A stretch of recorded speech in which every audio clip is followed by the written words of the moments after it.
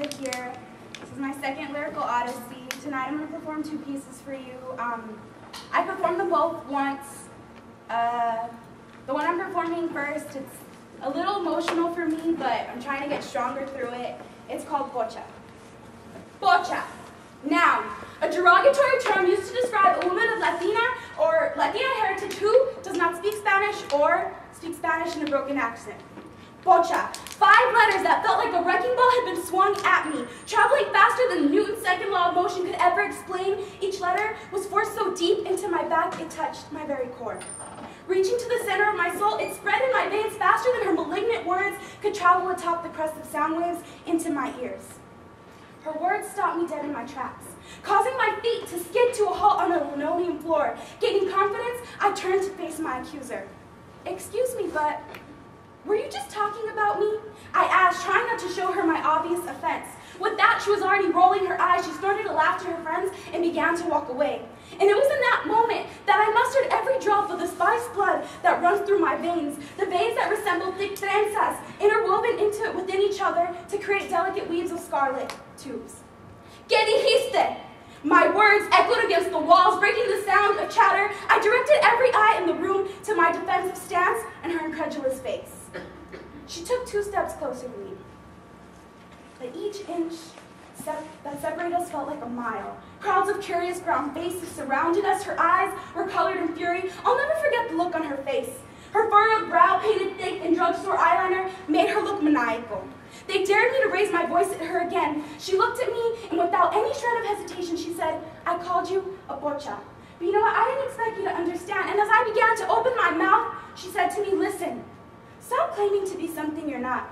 You may look like a Mexicana and have a Mexicana last name, but that doesn't mean anything." Her eyes burned with hatred, so covered in anger and dislike, her words, they cut me. Each word was like a rusted nail pushed into the soles of my feet, the same feet that I share with my 82-year-old grandmother. The same feet that she uses to walk on cold tile floors, through the house that she raised my mother in the house that my mother raised me in.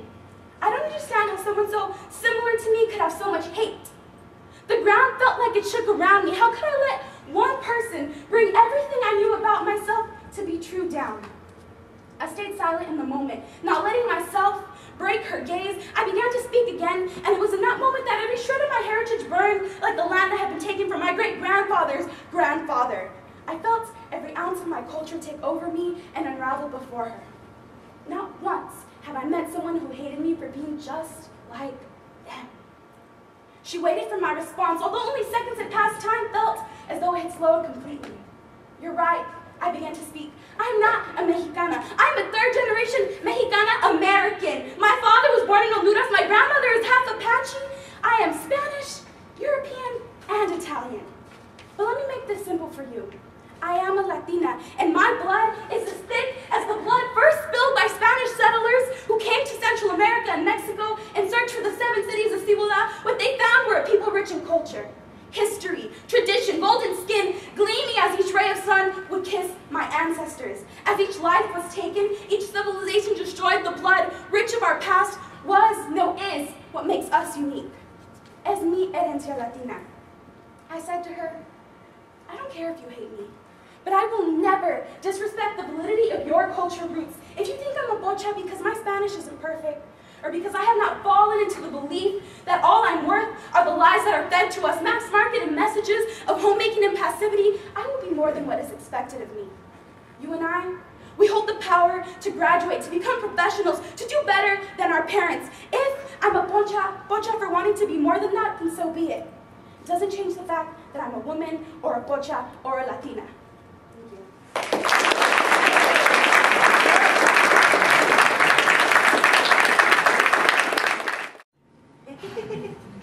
I need to tell you, babe, my swag is on a whole nother level. Don't act like you don't think I couldn't get up on this. Saw me beaming for the top, didn't have the balls to try and stop me. Memories of you and me fall from my cerebellum every time I float up from the smoke of the miles of road I put between you and I. Do you think that this hurt is what it really feels like to die?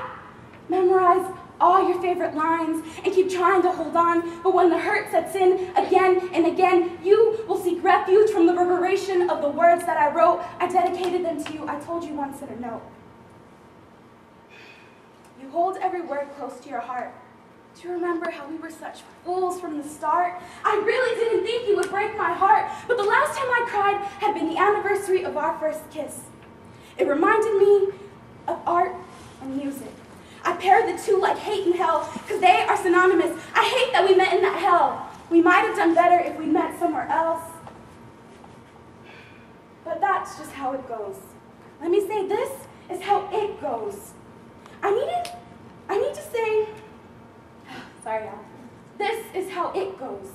You kept looking at me like something wasn't right. I promised you I wasn't sick and it was just a phase. I just needed someone to believe that I wasn't crazy. But you fell in like the rest. Hear me out though. I've never been one to question and not test. I saw the doctor and I guess I lied. It's gonna take more than therapy and weed to reorganize all of these thoughts in my mind. You knew I was hurting, but you still fed into the weakness in my thighs. Was it worth losing her in the end? You made me feel something more than hurt, but anger and love, fighting like Saint and succubus, it's okay. I needed to see how my words could convey potential. I keep writing circles about what you want to know. I'm doing good. Seeing a doctor, it's not that bad living without sleep. I don't worry so much, school's good. I'm always on my grind. I'm making great grades and I'm really feeling the sky. He's my agent from Houston, so you know he's ride or die. He knows what it's like to work for their future. He always has a smile and he's what I crave when my days lay in wake of impending ruin. Do you know what I mean? It's like to crave something that's good for you. But the idea behind craving is not good, but simple and indulgent. I don't think you can overindulge on something that's good for you. I've indulged in his hands, pulling the ends of my hair, or his hands on my hip, holding me with him, dancing. I indulge in his laugh or his whisper, asking me how I'm getting home at night. You know, life's good. I have everyone and everything I need at my side, all ready to fall into my recovery from a girl who once lived but wasn't happy. I killed that girl. I'm someone new. I'm just ready to live in my own symphonies, and that's how I've been. And you? I'm sorry for asking like this and you found out like that, but see, I heard that when people want to stay in touch, they do. It doesn't matter the pride or the hurt. So I don't know who's to blame, but I guess it's a little fucked up from both of us. You asked, Eric, and I haven't let that hurt my pride. I didn't forget, but I felt I was better off not asking about you. I didn't want you to have to hear I was sick, but hopeful. I guess this is where I end my letter. Maybe the next time we speak, we'll both be doing much better. Thank you.